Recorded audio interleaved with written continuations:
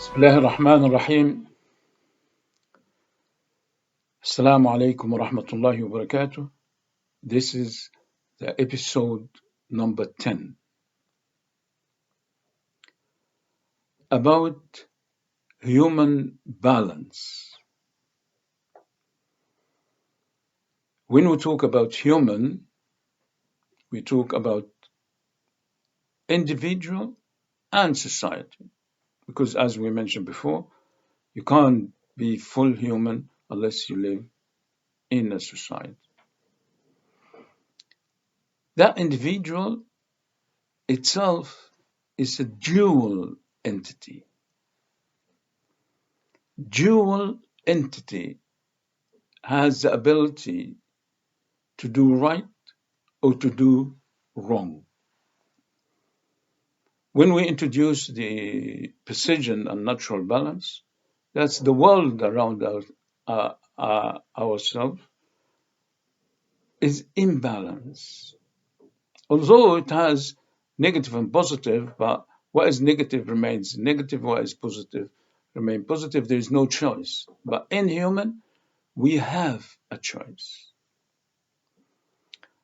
And this choice is need the struggle to retain that balance.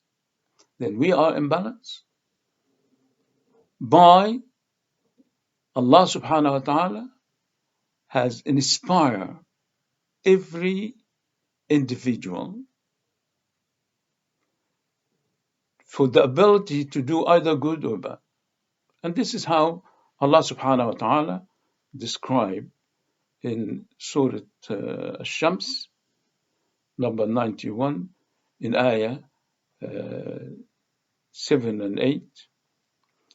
وَنَفْسٍ وَمَا سَوَّاهَا فَأَلْهَمَهَا فُجُورَهَا وَتَقْوَاهَا. Then it's equal inspiration either to do good or bad. The expression, the best translation is fujur, wickedness. Taqwa, righteousness. Taken off the ness from both of them is the ability to do good or to do evil. That ability needs a struggle to retain the balance. And how that balance is being broken, we have to go back the story of Sayyidina Adam, when Allah subhanahu wa ta'ala asked an angel to bow to serve him. They all did, and it's fine with everything else, but the devil, Iblis, refused. And that is starting the problem.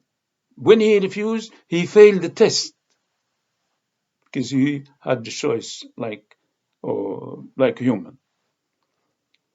When he failed and discovered that he is done wrong, he made a pledge to Allah subhanahu wa ta'ala, which is the summary, this human which you made it karramt alayhi, make it better than me, and I will prove to you that he is going to fail the test as I did. Sort of revenge. I failed the test in order to make myself or anybody self look good. Everybody else has to fail the test.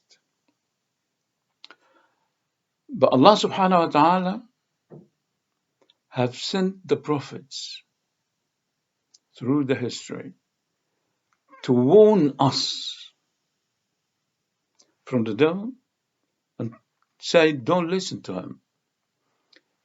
Do good as the prophets tell you to do in order to retain the balance. And this is very important.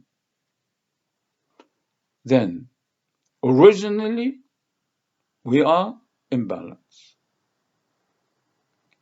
The experience of the devil or Iblis failing his test, he made a pledge that he will do all of his power to make us fail the test as well.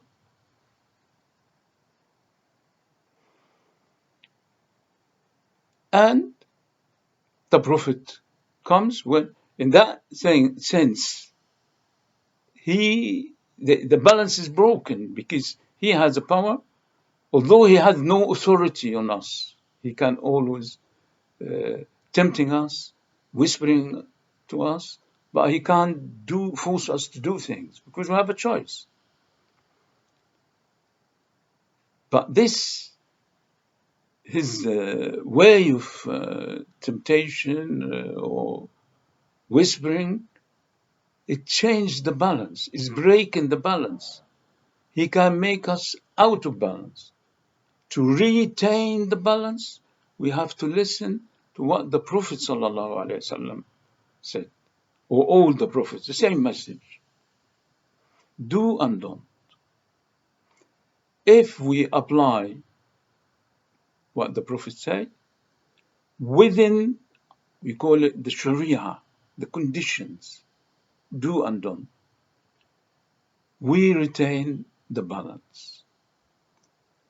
There is nothing else to retain the balance but the Sharia condition.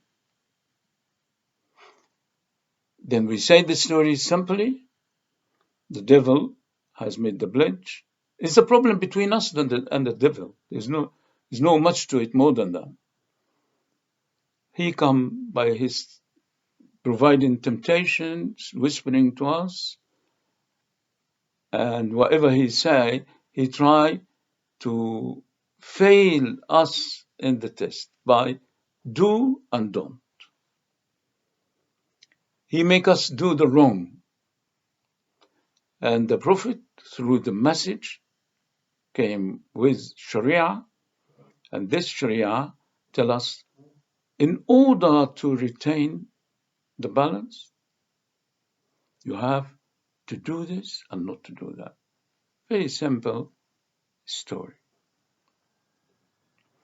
Then the Sharia condition is the only way to guarantee for every individual how to retain in balance. This has become very clear now. We'll go back to the idea of individual and society. It's very difficult, or not difficult, but people differs for how to define society. I remember Mrs. Thatcher who have said there is no such thing called society. It is only a different group of people. But we would say group is a society. Anyways, different philosophy, different background. But anyway, society is more than individual. Family is a small society. Tribes is a big society. State is a society. Whatever, it's a circle of hierarchy of human, which consists male and female, man and woman. They come together with other conditions. They have a society. The society is the a totality or total or aggregate of individual. As we said, individual is a dual entity. Society as well is a dual entity. Individual has one head. Every society has to have a head through the hierarchy. It's another story, but I'm not going through it here. But this is about human society. For an individual or a society, you have to apply the Sharia condition in order to retain the balance. Okay, this is the end of part one. I hope I have done enough to explain or to lay the foundation of human science. Not only economic, but human science in general. So human economics is a branch of human science. And this is the first part of the book. I call it the foundation of human science. I couldn't say I have done all the ingredients for the foundation, but what I've done, what I think is the most important or what is important for the foundation. Then, as we introduced earlier, human live in structure, and every structure have a foundation and the structure itself. By laying out the foundation and finishing the foundation, next will be addressing an issue after issue which build up the structure itself. Then, inshallah, next episode will be 11.